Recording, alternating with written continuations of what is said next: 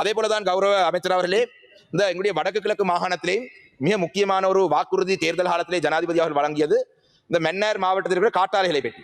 உங்களுடைய மதிப்புக்குரிய வைத்திய சத்தியலிங்கம் அவர்கள் வன்னி மாவட்ட பாராளுமன்ற உறுப்பினர் இருக்கின்றார். ஜனாதிபதி தேர்தலுக்கு முன்பாகவும் பாராளுமன்ற தேர்தலுக்கு முன்பாகவும் ஜனாதிபதி அவர்கள் மன்னார் மக்களுக்கு வழங்கிய வாக்குறுதி இந்த காட்டாலைகள் அந்த பிரதேசத்திலே புதிதாக அனுமதி வழங்கப்படாது. ஆனால் இந்த ஆட்சி வந்ததுக்கு பிறகு மக்கள் பாரிய போராட்டத்தில் ஈடுபட்டார்கள்.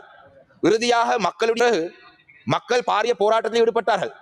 இறுதியாக மக்களுடைய விருப்பத்துக்கு மாறாக, ஆயருடைய விருப்பத்துக்கு மாறாக, அந்த பிரதேசத்தில் இருக்கிற மத தலைவருடைய விருப்பத்துக்கு மாறாக, அந்த பிரதேசத்தில் இருக்கிற சிவில் சமூகத்துக்கு மாறாக தற்பொழுது ஜனாதிபதி அவர்கள் சொல்லியிருக்கிறார் 14 காட்டாலைகள் நாங்கள் செய்தே ஆக வேண்டும், அதனை தாண்டி நாங்கள் எதுவும் செய்ய மாட்டோம் என்று.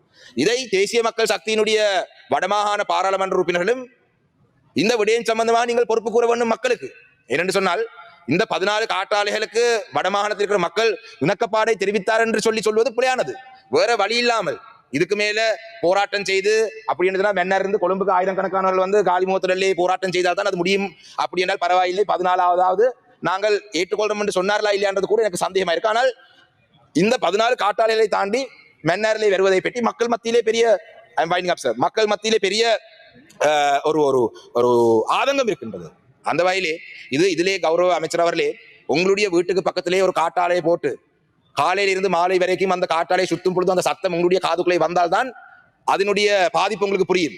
மக்கள் நெரிசலாக சனத்தொகை அதிகமாக இருக்கும், அதிக அளவு மக்கள் வாழும் பிரதேசங்களிலே இவ்வாறான காற்றாலைகளை கொண்டு போடுவதனூடாக மக்களுடைய அன்றாட வாழ்க்கைக்கு ஒரு கஷ்டமான ஒரு சூழல் வரும்.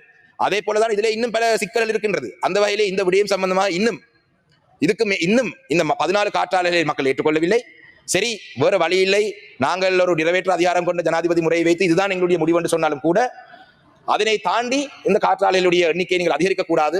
அதே போலதான் இறுதியாக ஒரே ஒரு விடயம், மட்டக்களப்பு மாவட்டத்தின் கௌரவ அமைச்சராகவே எத்தனையோ குடும்பங்கள் சோலார் பேனலுக்கான அனுமதி வழங்கி அந்த சோலார் பேனலுக்கான அனுமதியை வைத்து சோலார் பேனலை பிக்ஸ் பண்ண முடியாத நிலையில் இருக்கிறார்கள். பல பிரதேசங்களிலே மின்சார மின் இணைப்பு செய்வதற்கு தூரத்துக்கு அதிகமான தூரங்களுக்கு மின் இணைப்பு இல்லாம மக்கள் இருக்கிறார்கள். அதுக்கு சொல்றார்கள் அந்த தூண்களுக்கான காசை மக்கள் கட்ட வேண்டும் என்று. இந்த 2 விடயங்கள் சம்பந்தமாக உங்களுடைய கரிசனையை நீங்கள் காட்ட வேண்டும் என்று கேட்டு